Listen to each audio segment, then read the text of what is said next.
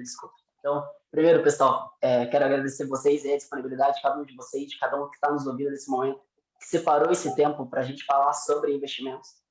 Então, quero agradecer também em nome do banco a disponibilidade tanto do Bruno, que é o sócio-gestor da Capital, quanto do Dedini, que é o portfólio manager da 4U Investimentos. Quero também buscar entregar o maior número de conteúdos possíveis para que a gente saia daqui com uma boa perspectiva do que vai ser 2022, né? Então, esse aqui é o grande tema da live, que é falar sobre desafios e oportunidades que nos esperam logo ali adiante. Então, faltam alguns dias aí para a gente acabar o ano, também fazendo uma retrospectiva. Mas primeiro eu quero chamar para conversar tanto o Bruno quanto o Dedini, fazer uma pergunta aqui que é 3 em 1, né? Então, ou 2 em 1 para ser mais exato. Falar um pouquinho sobre quem é você no mercado financeiro, então um pouquinho da tua trajetória, né? E também como que é ser gestor de um portfólio, ou ser um gestor de um book específico da Capital, e principalmente como é que foi atravessar 2021 com toda essa questão de volatilidade, com todos esses embrólios que a gente acabou sofrendo, até porque o Brasil não é um país tão fácil assim para navegar bem entre todas as oportunidades que a gente teve. Quero começar então primeiro com o Bruno. Tá ótimo, tá ótimo. Eu queria primeiro agradecer, tá, a vocês pelo convite. É um prazer estar aqui. Eu imagino que a turma que está nos ouvindo aí já deve ter ouvido bastante coisa aí durante o dia. Então são 6 e pouco da tarde. Vou tentar ser vou tentar ao mesmo tempo ser conciso, direto e claro, né, nas respostas. Sei que esse final de ano aí está todo mundo meio cansado já, né? Mas eu queria agradecer o convite. É um prazer. E sempre que vocês tiverem esse tipo de iniciativa, conte conosco, tá? Falar rapidamente aqui da minha história. O mercado financeiro, ele até a década de 90, ele era muito concentrado no Rio de Janeiro, e da década de 90 para cá ele foi migrando para São Paulo. Assim, o grosso do mercado era isso aqui, né? No fundo, hoje tem no Brasil inteiro, mas lá atrás era Rio de Janeiro, depois São Paulo. E essa atividade que a gente chama de investimento em ativos líquidos, né? Seja bolsa, seja moedas, seja na parte de renda fixa ou na parte de commodities, era feita lá atrás pelos bancos de investimento aqui no Brasil. E tinham 5, 6 nomes, que eram todos como é que eu posso falar? A maioria era nascida no Rio, que eram apenas 5, 6 nomes, era um ambiente muito seleto. Na época era o Icatu, o Garantia, o Banco Bahia, que hoje em dia é o Banco BBM, o Pactual, que depois virou o BTG. Todo mundo ali começou como corretora. Tiveram outros também, teve o Matrix, que foi uma das vertentes do Garantia lá atrás. O Opportunity nasceu ali atrás também. E todos eles eram no Rio, e eu, ali no final da década de 90, 99, estava me formando em engenharia, e o que eu queria nesse negócio era trabalhar em um desses bancos. E era muito difícil, na época, você conseguir um lugar, uma vaga de trabalho nesses bancos. Então, eu entrei como estagiário no Banco da Bahia, e saí de lá como sócio. Eu sou formado em engenharia, fiz mestrado em Londres em economia, para tentar especializar um pouco mais no setor. Então, o mestrado foi muito bacana para mim. Minha carreira inteira, até 2015, na verdade, ela sempre foi voltada para fazer investimento em ativos líquidos, mas era proprietário. No início, eu era gestor e sócio do Banco BBM, então fazia gestão para a mesa proprietária. E depois eu fiquei como sócio do BTG Pactual. Na verdade, só para dar um passo atrás, eu era sócio de um hedge fund em Londres, a gente fez a fusão com a BTG e depois a gente virou BTG Pactual. E por que eu estou falando isso? Assim, do início da década de 2000 para cá, várias dessas casas que eram bancos viraram gestoras, né, de recursos. Então, a Capital é um corpo de executivos do Banco BBM. A SPX, que é uma outra gestora conhecida aqui no Brasil, também é um corpo de executivos do Banco BBM. A NAVE é um corpo de executivos do Banco BBM. O Bahia Asset também era um corpo de executivos. Assim, tiveram várias gestoras aqui no Brasil que surgiram desses bancos.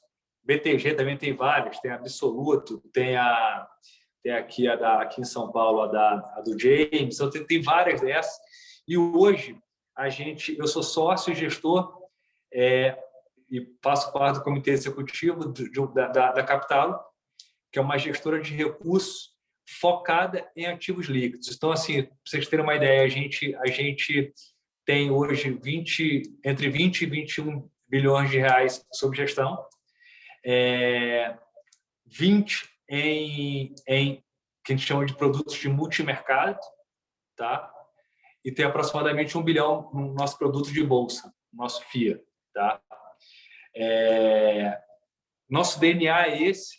A maioria dos executivos aqui, sócios, começaram a carreira como eu, como estagiário de uma instituição como essa, fazendo controle, começando ali na parte de back-office mesmo, fazendo controle, depois passando o tempo, indo para a parte de gerencial, análise, etc., terminando na parte de tomada de decisão, que era na mesa de operações.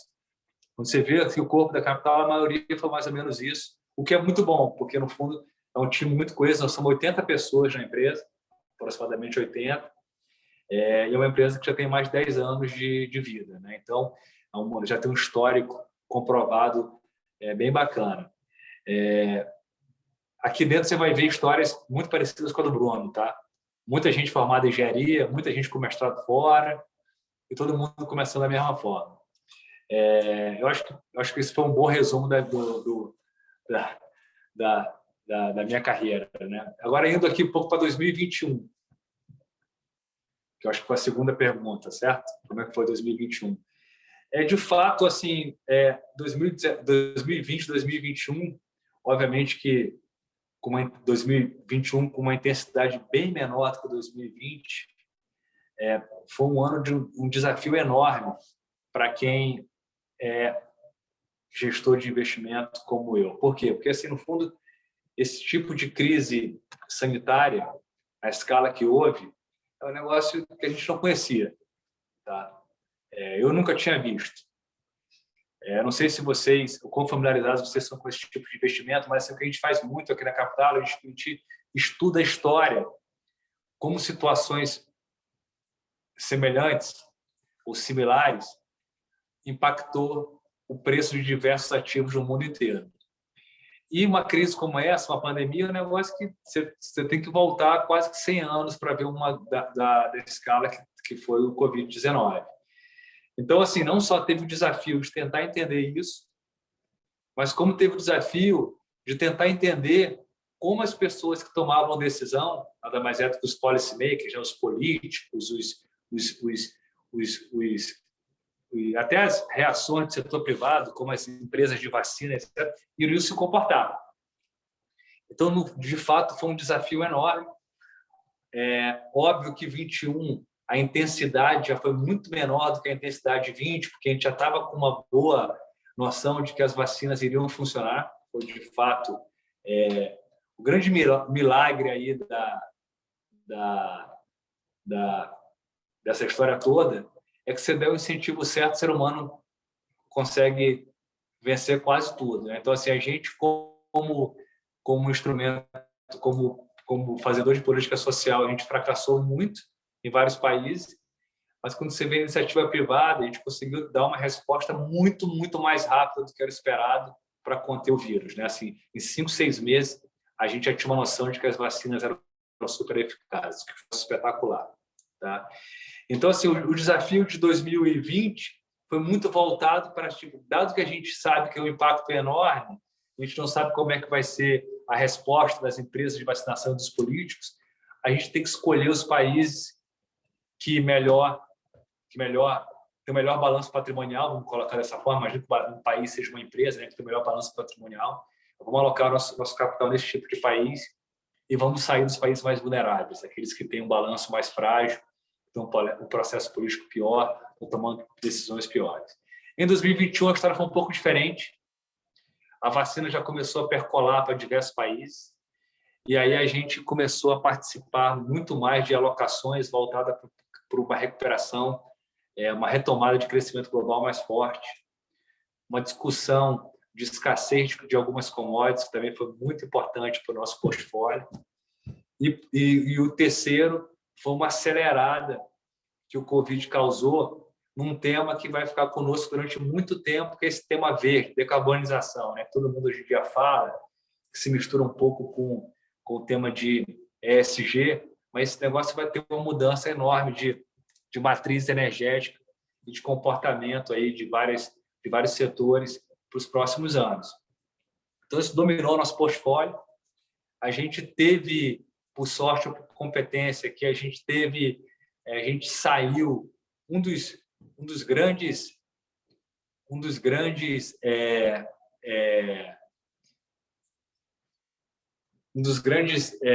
atributos de um bom gestor é você sair de situações ruins. Todo mundo fala assim, cara, mas qual o bom investimento? Se você errar um mau investimento, já melhora muito o retorno da tua carteira. E a gente saiu de várias situações que pareciam boas ali atrás, a gente evitou ficar alocado em Brasil esse ano, a gente achava que o fundo de desequilíbrio de oferta e demanda pela pandemia ia fazer com que a inflação ficasse pressionada, é um ambiente onde os ativos financeiros não performam bem e a gente ficou muito mais alocado lá fora do que aqui durante o ano. A gente teve alocações no Brasil, claro que a gente teve, tinha alocações com Petrobras que foram difíceis, muito ruidosas, depois de problema a gente teve, mas, grosso modo, nossas alocações foram lá fora, o que deixou a gente numa posição, acho que de vantagem. Tá? Aí você pode perguntar, mas Bruno, isso é uma coisa inusitada? Não é. Assim, o meu só para fazer um link do ano 2021 com a minha carreira, eu comecei a operar mercados internacionais em 2004. A gente fala operar mercados internacionais, nada mais é do que ter um livro de uma mesa proprietária operando e fazendo investimento em ativos internacionais, não podendo fazer investimento em ativos brasileiros. Tipo, na época era assim, como se fosse um livro novo que a gente criou. Então, eu fui o cara que criei, por exemplo, um livro novo de commodities da mesa do Banco BBM lá em 2006. Então, assim, a gente tem esse time montado aqui dentro que é acostumado a operar lá fora. Obviamente que isso foi uma vantagem. A gente tem, obviamente, que muito conhecimento de Brasil e atua em Brasil, mas esse ano a gente se sentiu muito mais confortável com as oportunidades que o mercado estava oferecendo lá fora para a gente. Tá? Com relação a 2022, eu prefiro passar a primeira palavra para o Dedinho e deixar ele falar um pouco do passado e do presente, e depois a gente fala do futuro junto aí. Tá?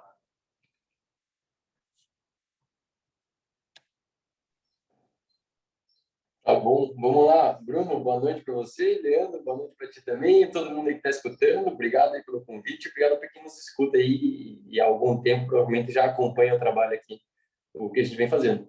Então, uma breve apresentação só minha. Meu nome é Juliano Dedini. Hoje eu sou o gestor aqui das carteiras da 41 Investimentos. Eu sou de Curitiba, me formei em economia aqui em Curitiba, trabalhei como auditor por um período na Deloitte, mas sabia que iria para o mercado financeiro cedo ou tarde. Segui um caminho mais autodidata. Minha principal fonte aqui de informação sempre foi o próprio programa do CFA, e tive a oportunidade de começar no mercado financeiro numa gestora aqui de Curitiba, que hoje é a 41, na época chamava J. Monticelli Investimentos, que estava bem fora do eixo aqui. Se a gente tinha um mercado financeiro desenvolvendo entre Rio e São Paulo, Curitiba ainda nos seus primórdios. Hoje a gente tem felicidade de ter outras pessoas aí nessa carreira conosco aqui em Curitiba, tem outras casas legais, e a gente foi um dos que estavam na vanguarda aqui de fugir do eixo Rio-São Paulo.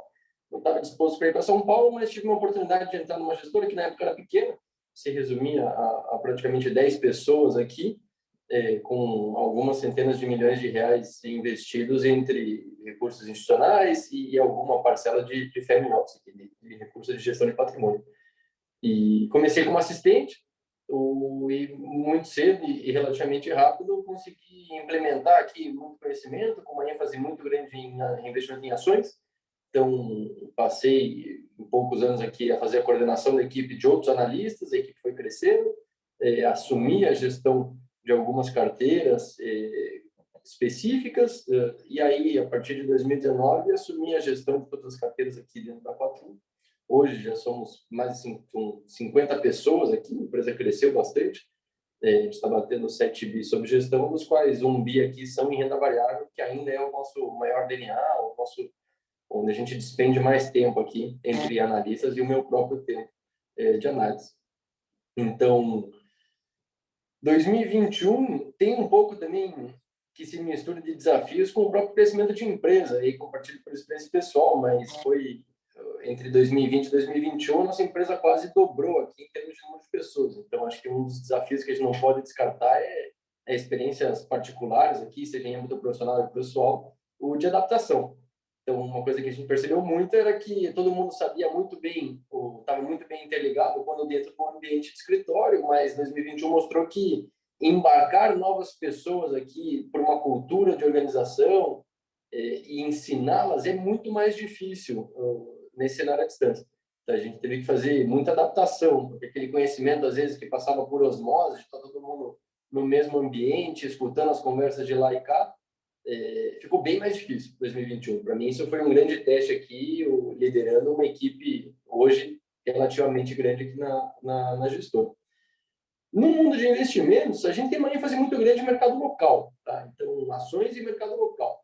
E para 2021, a gente já veio com um quê de ceticismo para o que poderia ser crescimento do Brasil e como que seria o ambiente macroeconômico. E ainda assim, a gente se decepcionou. Acho que muita gente talvez entrou com muito mais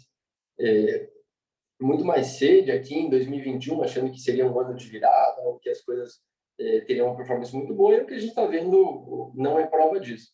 Então, o Bruno, como comentou, teve essa exposição lá fora. A gente, nesse meio tempo, inclusive, lançou um fundo de ações para investir no exterior como parte dessa estratégia.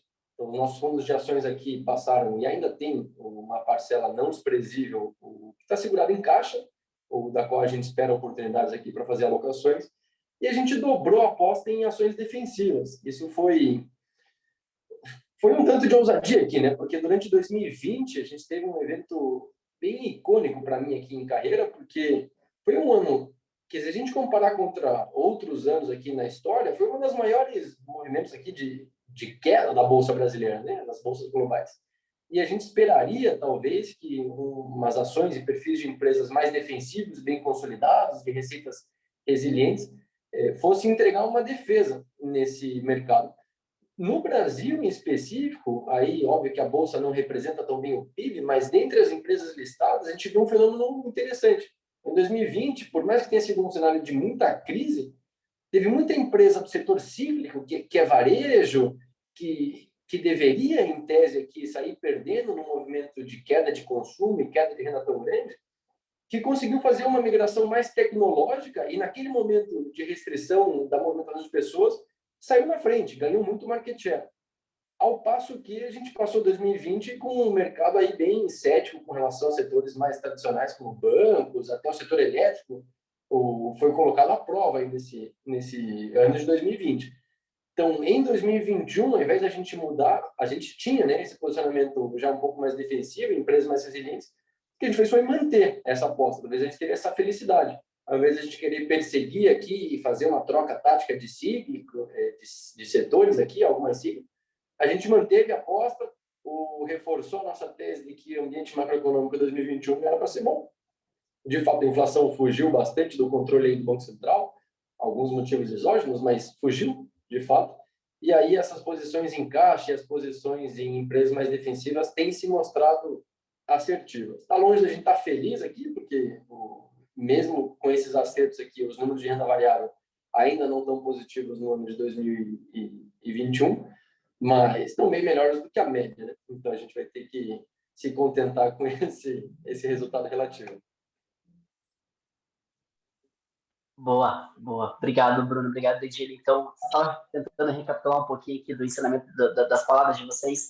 Então, se a gente olhar para a Capital sem dar um zoom específico no portfólio em si e tudo, né, no book, mas então a gente tem aí a vacina, então foi um grande avanço, né? Também o grande ciclo de commodities que a gente começou no começo de 2021.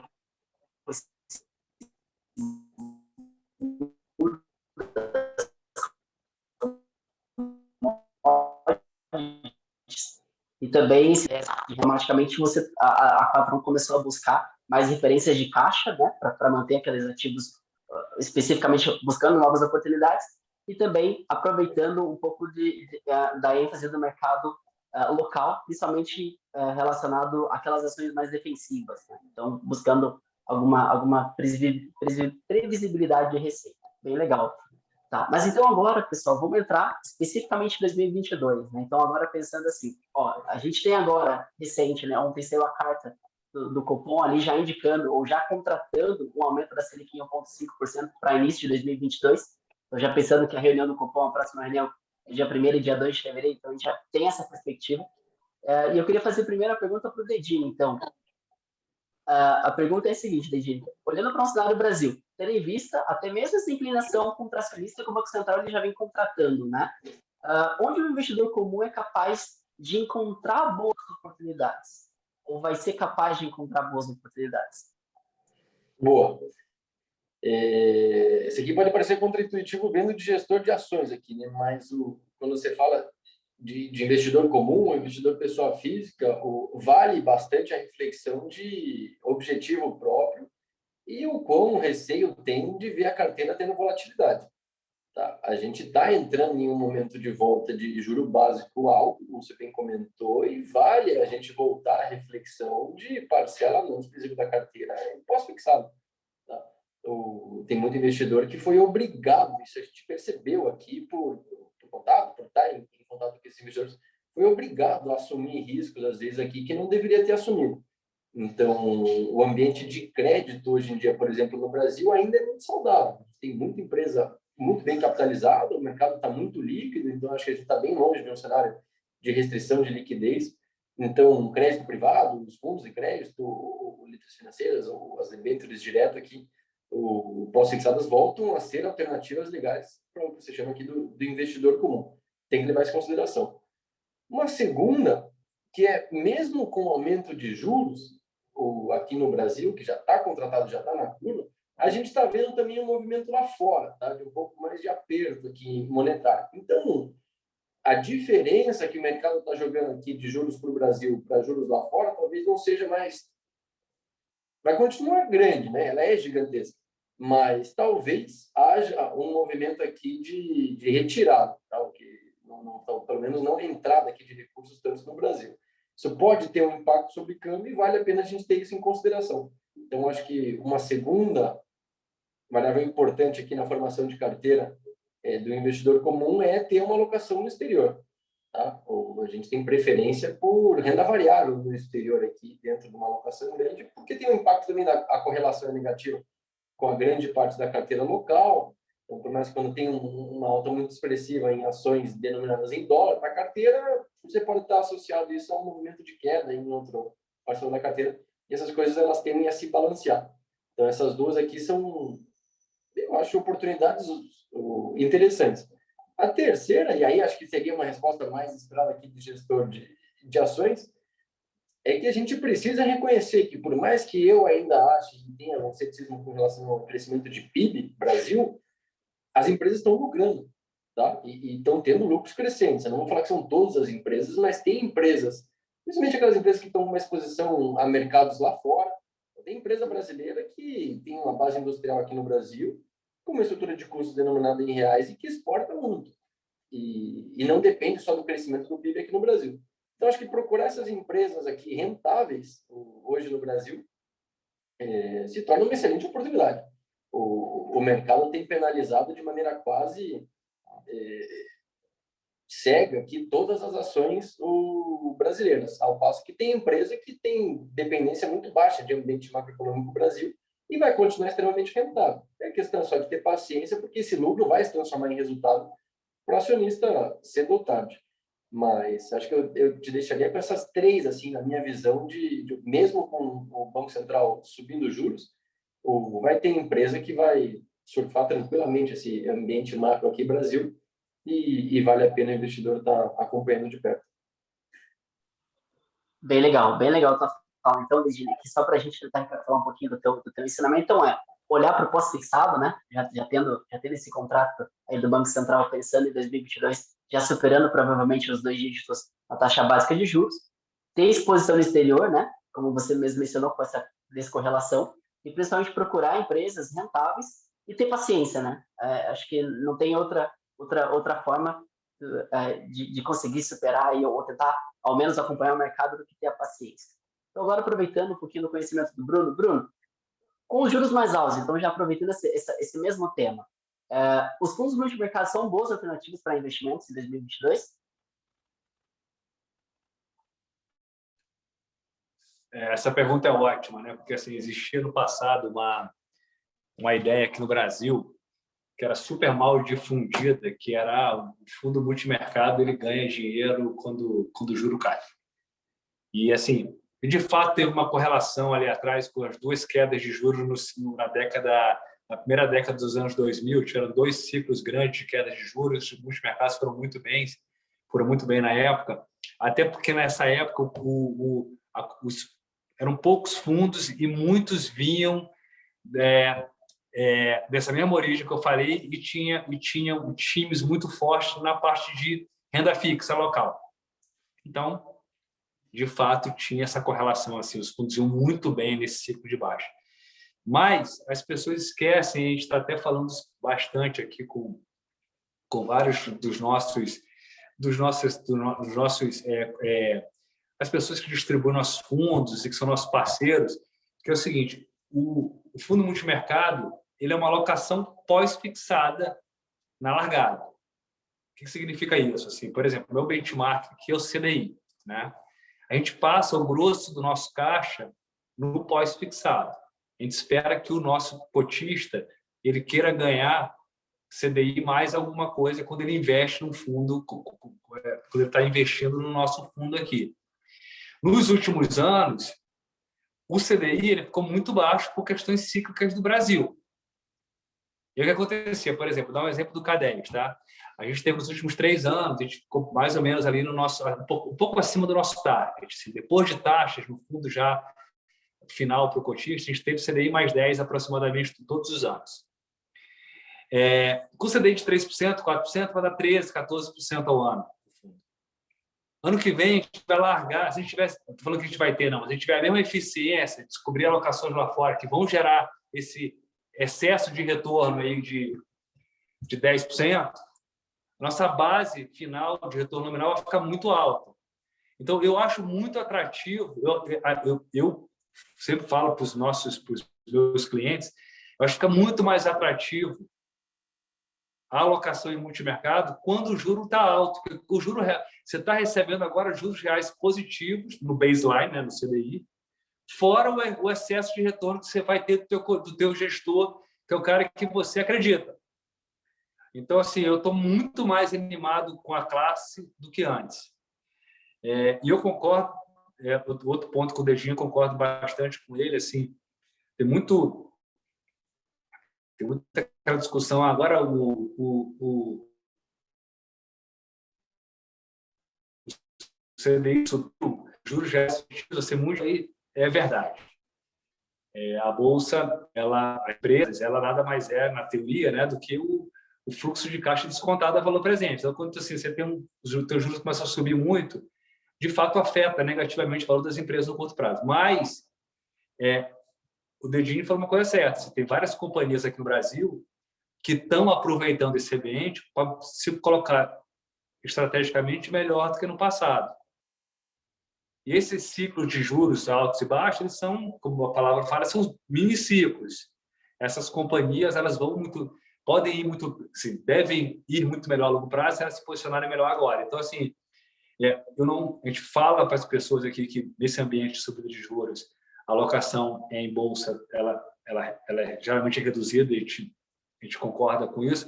Dito isso, não é para ser zero, porque tem muita companhia boa que vai muito bem, que vai se posicionar bem agora, tem se posicionado bem agora, está gerando caixa, está tendo crescimento de resultados, e quando o mercado perceber, essas companhias vão ter uma valorização enorme, né, lá para frente. Então, assim, eu acho que o ambiente de... Aí, agora uma outra coisa que é um adendo dessa história. A discussão de Brasil macroeconômica está muito difícil. E ela tende a ser ruidosa ano que vem pela questão eleitoral.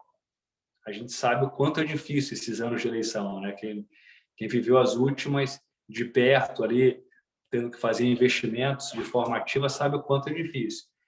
Nesse ambiente, eu acho que os fundos multimercados também têm uma vantagem, porque são investidores profissionais, muitos como a gente tem alocações estratégicas mais de médio prazo, mas tem alocações táticas também. Essas alocações táticas funcionam bem.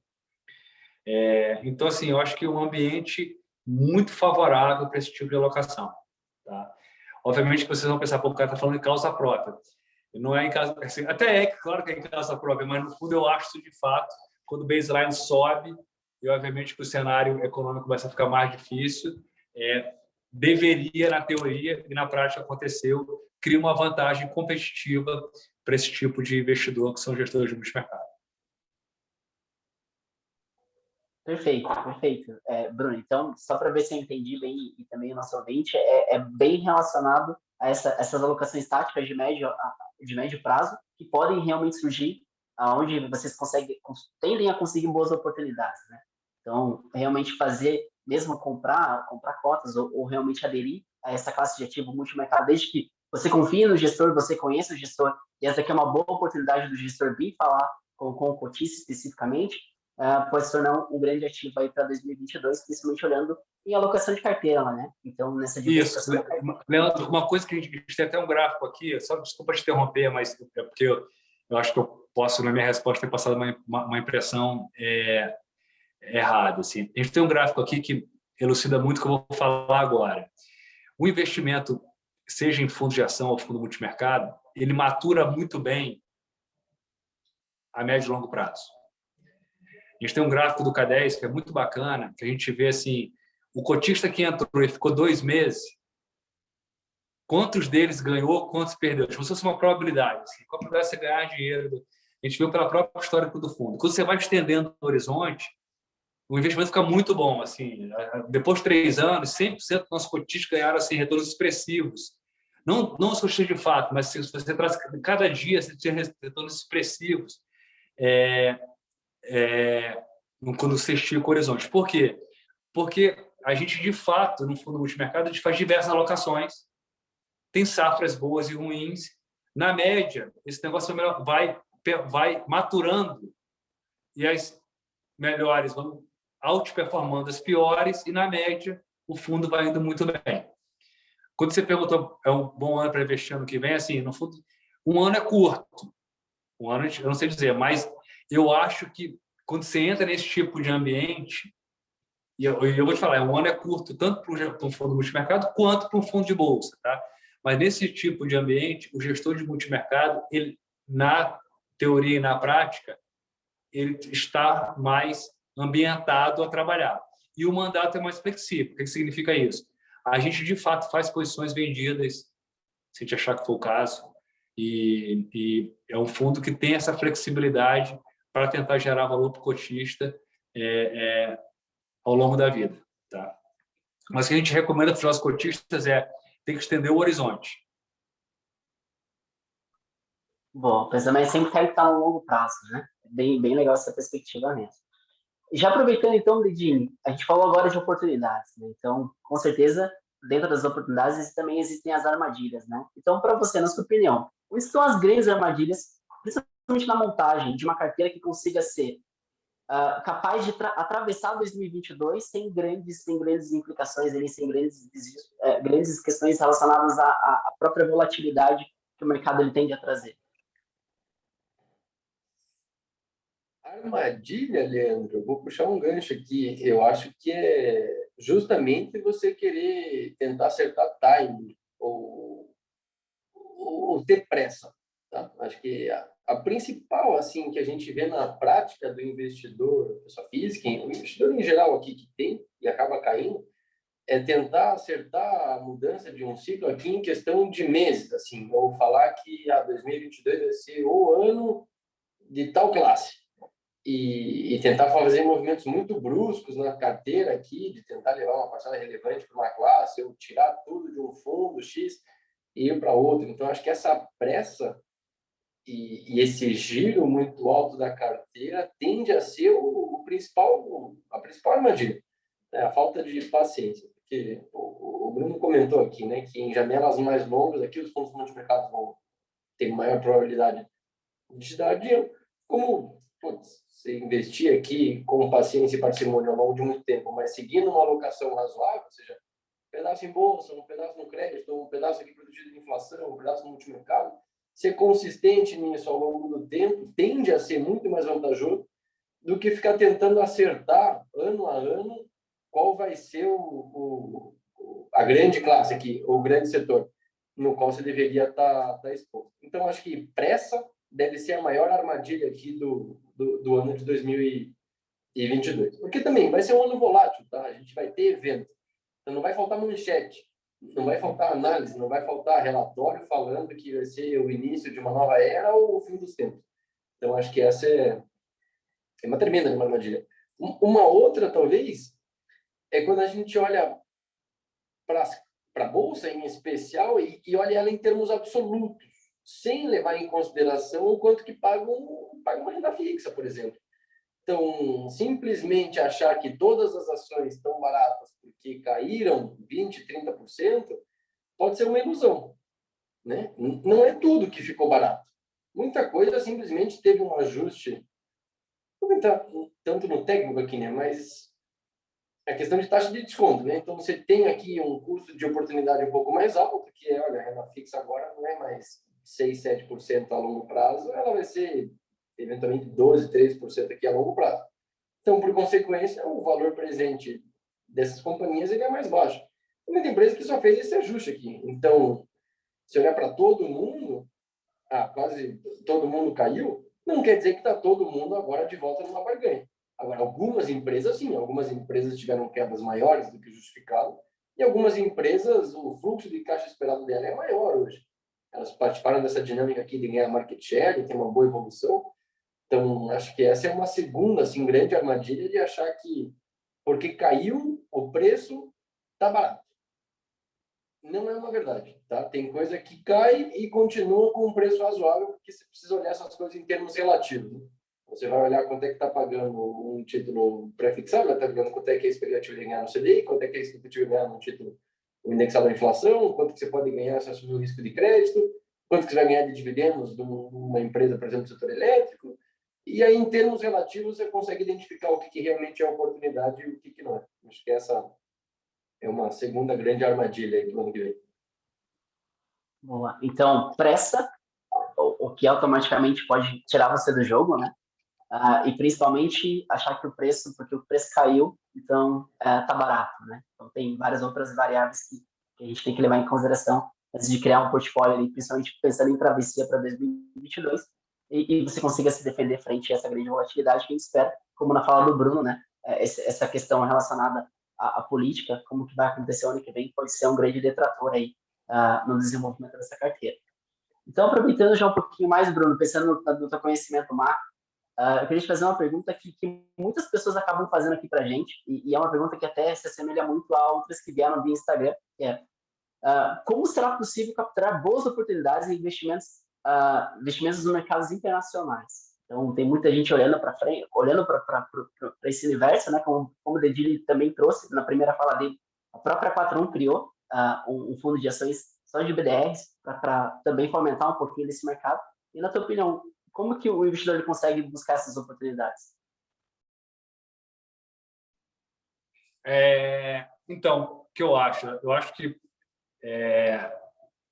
a receita é muito parecida com a receita aqui no Brasil. Eu acho que, no fundo, não tem caminho fácil.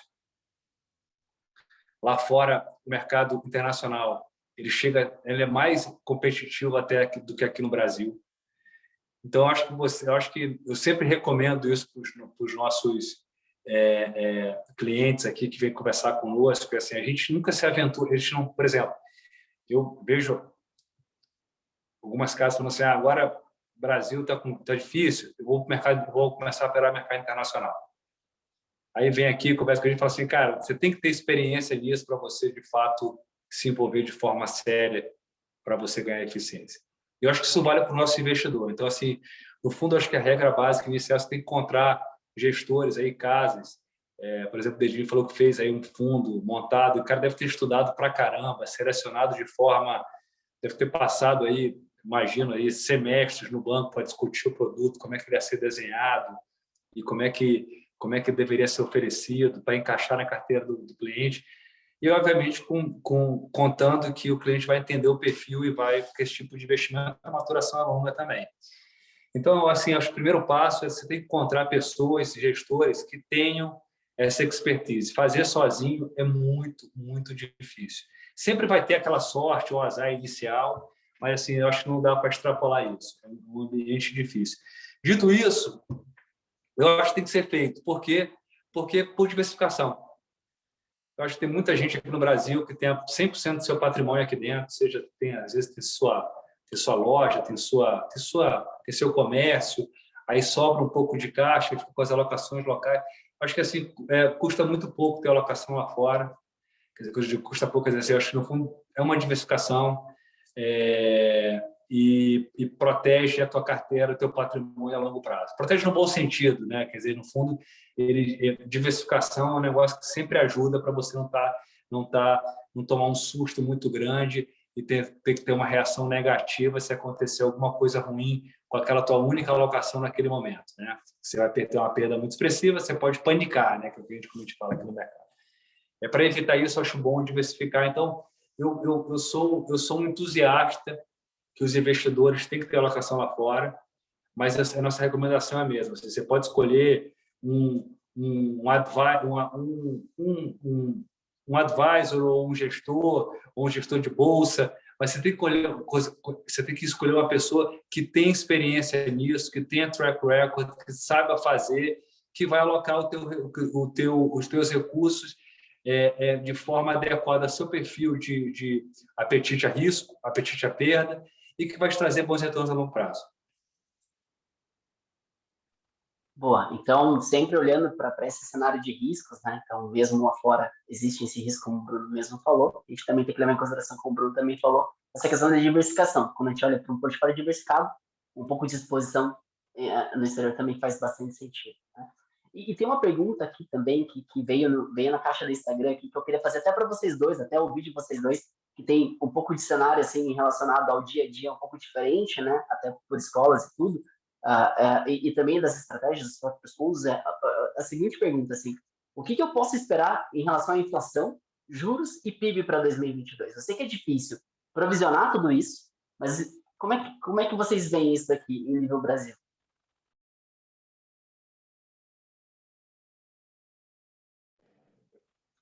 Posso comentar aqui, Leandro, de volta, né? A minha seara, sempre a minha expertise aqui vai estar dentro dos fundos de ações aqui. Então, a gente depende razoavelmente aqui do lado, mas traz os nossos cenários. Então, tem uma dinâmica que acho que é consolidada, que o Brasil, a médio prazo, tem uma dinâmica de PIB já não tão atrativa quanto outros países emergentes.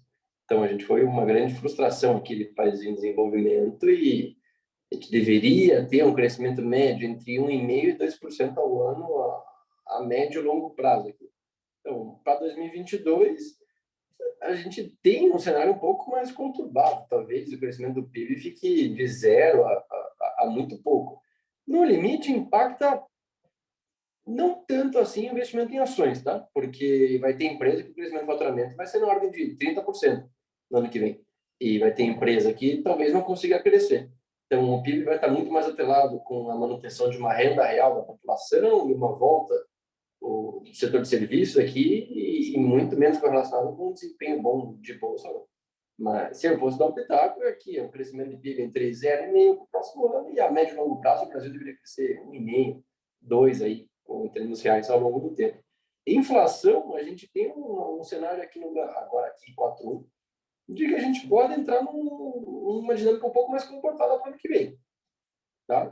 Tem sido o nosso cenário base hoje aqui, considerando que os choques aqui de 2021 foram exógenos e a gente tem a expectativa de que o componente, a gente chama de inércia, né? O quanto que, quando a gente começar a ter reajustes aqui de tarifa, começar a ter reajuste de salário, reajuste de todos os preços, quanto que isso aqui vai depender do nível cheio de inflação passado, acho que vai ser um pouco menor do que já foi no passado. A gente viu, a gente dizia, todo mundo repassava o aluguel pelo GPM, quando o GPM bateu 30, teve muita gente que falou, não dá para repassar tudo. Acho que a gente vai ter alguma coisa nesse sentido, muita gente que não consegue repassar no preço do seu serviço aí uma inflação tão alta. Então, a inércia diminui. Choque de commodities aqui que a gente viu, 2020, 2021, eu imagino que deve se arrefecer. Então, a gente está jogando aqui para 2022 inflação menor do que foi 2021. Eu acho que é metade. Se 2021 fechar em 10, acho que para o ano que vem aí ela deveria voltar para cima. Essa é a nossa expectativa. E aí, juros, bom, achei o outro item aí só. Aí tem pouca dúvida, tá? O passa de 11, eu acho que pode estabilizar, mais perto entre 11 e 12 aqui. Se o Banco Central for muito assertivo, aqui deu um balde de água fria, um choque, e as expectativas ficarem um pouquinho melhor, ou seja, o mercado baixar a bola e falar, olha, ok, ele vai conseguir controlar a inflação, então talvez ele não precisa passar o semestre inteiro aí, primeiro semestre de 2022, subindo o juros. Talvez, se as expectativas se comportarem um pouquinho, ele possa parar esse ciclo aí de aumento um pouco antes. A minha expectativa é que fique aí mais perto feche esse ciclo aqui mais perto de 11, talvez um pouquinho para cima de 11. E não precisa chegar até os 13, 14 ali. Mas é legal ouvir o nosso colega Bruno aqui também, que deve ter coisas interessantes para compartilhar. Pô, eu acho que você foi bem pra caramba, apesar de ser gestor de bolsa. A gente aqui é o contrário. A gente é... Contrário não, a gente tem uma área de bolsa, também especialista aqui, mas não é meu caso. A gente é uma casa muito conhecida pela área macro, de fato. A gente faz muito modelo de inflação aqui. A gente... isso aí é uma tradição aí da turma ex-Banco da Bahia lá de trás, assim, SPX também. Então, a gente é bem focado nisso. Eu vou te falar, Dedinho, a tua estimativa de inflação para o ano que vem está bem em linha com a nossa aí, por acaso. Eu não sei se você tem modelo, mas assim, você falou de uma forma um pouco mais top-down, mas no bottom-up, né, na parte micro, ali vendo linha a linha, tem cara de que vai ser isso aí, assim, 5, 5,5, tá? O IPCA. Óbvio que depende de uma série de detalhes, mas você está mais com essa cara. Mas, assim, não tem muito... Difícil apostar que vai ser abaixo de 5, tá? Eu te acho que o BC vai acabar indo para próximo de 12,5%, tá? Acho que 11,5% é piso, tem que ir para 12%. E aí vem uma discussão muito boa, muito boa. E PIB, só para terminar, que teve uma pergunta, PIB é próximo de zero. A gente não tem PIB negativo. Algumas casas, como o Itaú, por exemplo, tem PIB negativo, a gente não tem. Tá? A gente está levemente positivo, próximo de zero, tá? Estatisticamente zero. Que é um cenário super... Você vê, assim, para o Brasil, um cenário difícil, né? Você vai ter juro muito alto, PIB baixo, a desinflação, como o Dedinho falou, de 10 para próximo de 5, já é expressiva, mas na teoria não, tipo, é chato ter que pagar, né, por esse... A gente está pagando, esse é um custo, né? A gente continuar no trilho, a gente está pagando, ter que passar por juros muito altos agora para ter que desinflar e ter que jogar a economia quase numa recessão. Zero, praticamente uma recessão. Mas aí vem uma história muito boa, porque é o seguinte, no final das contas, a gente tem, se a gente desinflar de 10 para 5, depois você vai desinflar muito para frente. Porque os juros, assim, só para a gente não esquecer, né? A gente estava com o juro real zero negativo há poucos meses atrás, para o juro real no pé, né? A gente vai rodar ano que vem provavelmente com os juros reais muito positivos. E esse kick-in, né? Esse efeito desses juros reais ainda não começou, ainda nem começou. Ele vai começar a sentir as pessoas no crédito e tal agora. E aí você vai ver se o Banco Central ficar lá em cima por um tempo, que é o que a gente acha que ele deve fazer para garantir, botar o gênio dentro da lâmpada de novo, para trazer a inflação para o lugar. Você vai depois ter uma desinflação muito forte que vai significar tudo mais constante. Né? Se não fosse um ano eleitoral, eu falaria com bastante propriedade que ia significar um ciclo de corte muito expressivo depois. Então, assim, a gente ficou muito abaixo do equilíbrio em termos de juros nos últimos... logo depois da pandemia e no primeiro semestre desse ano. A gente está convergindo agora e vai ficar agora muito acima do equilíbrio no primeiro semestre do ano que vem. Só que a gente, no Brasil, a vida não é muito fácil, né? Então, assim, a gente tem eleição. E, dependendo do resultado da eleição, o mercado pode ficar um pouco mais estressado com o nosso calcanhar de Aquiles, que é o fiscal. E aí é uma discussão muito chata, porque se a gente não endereçar o fiscal, se a gente endereçar o fiscal de forma correta, nosso juro de equilíbrio é muito mais baixo que esses 12%. A gente está passando lá por cima porque a gente passou muito por baixo agora e vai equilibrar muito melhor depois. Então, assim, o caminho dos juros para frente, ali do segundo semestre para frente, vai depender muito desse resultado da eleição e como o mercado vai interpretar as propostas de cada candidato em relação ao fiscal, principalmente. Está respondida a pergunta? Acho que eu... Não, tá maravilhosamente respondido, tanto pela parte do Dedini quanto pela sua parte, Bruno. Poxa, aqui eu tenho até uma pena, porque logo a gente acaba essa conversa aqui, mas conversa boa, ela passa muito rápido, mas acho que para a gente alinhar aqui é realmente o foco no longo prazo, não tem. Esse é um ano bastante, vai trazer bastante desafio, principalmente quando a gente olha para portfólio de investimento.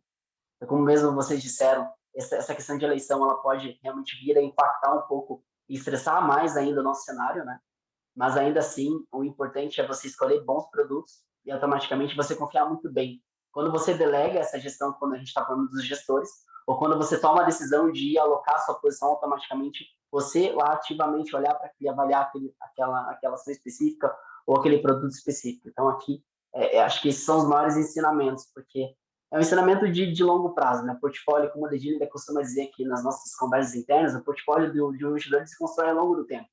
Não é da noite para o dia que isso vai acontecer. Então, é importante a gente sempre deixar isso muito bem setado e muito bem fundamentado na cabeça do investidor.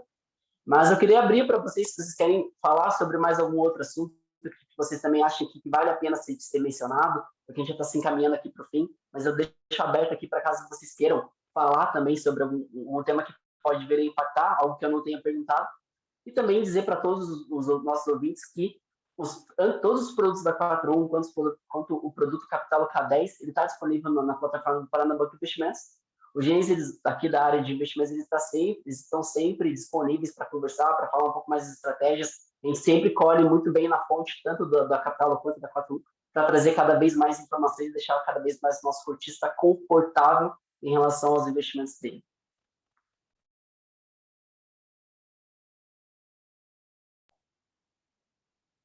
Da minha parte, acho que a gente tangenciou os principais temas aqui, Leandro. Eu te agradeço de volta aqui, acho que foi muito boa a tua coordenação aqui, né, a tua condução dessa live.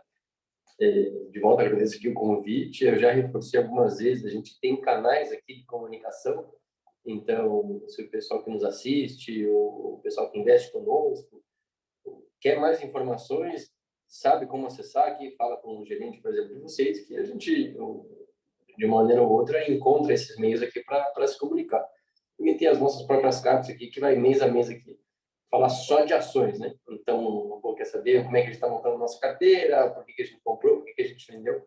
A gente tenta dar o máximo de transparência que é possível, inclusive. Tem algumas restrições naturais, mas a gente tenta dar o máximo de transparência de como que a gente pensou, por que a gente gosta de uma empresa. Quando eu falo, eu gosto de uma empresa resiliente, mas uma empresa que esteja, em termos relativos, aqui mais barato do que no absoluto, eu gosto de algum setor, ou a gente tende a explicar mais a fundo esses racionais aqui nas cartas de gestão. Então, fica esse convite, quem tiver interesse aqui em saber um pouco mais da carteira, ou tem acesso lá no site da 41. E reforça esse agradecimento aí, Ti, e a você também, Bruno, pela conversa aí que a gente teve.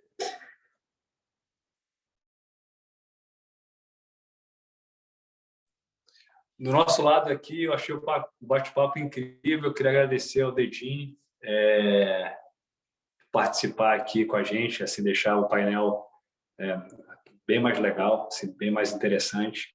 Queria agradecer vocês assim pela presença e a todos os ouvintes. Vou repetir o que o Dedini falou, assim, se vocês quiserem mais informação sobre o K10, é só entrar em contato conosco pelo site da Capital, capital.com.br. Super simples, a gente está à disposição de vocês. E queria agradecer ao Banco Paraná pela oportunidade de por essa oportunidade de ajudar a gente a se comunicar com os nossos investidores. Assim, às vezes é difícil, né, para o investidor final conhecer no detalhe os produtos e como é que funciona a cabeça do gestor. Esse tipo de iniciativa é super fértil nesse sentido. A gente agradece vocês por ter montado esse painel. Obrigado. Né? Bom, então, em nome do banco, quero agradecer Bruno, quero agradecer também você, Dedini, agradecer todo mundo que seguiu a gente, todo mundo que passou também a curtir a página do Paraná Banco no Instagram. Lembrando que essa live também vai estar disponível no YouTube do banco, até para quem quiser assistir um maior nível de detalhes ou até reassistir, porque é bastante interessante todo esse conhecimento que eles puderam nos trazer. Então é isso, pessoal. Muito obrigado pela disponibilidade de cada um de vocês, pelo tempo, pelo carinho também. E tamo junto. Valeu, obrigadão.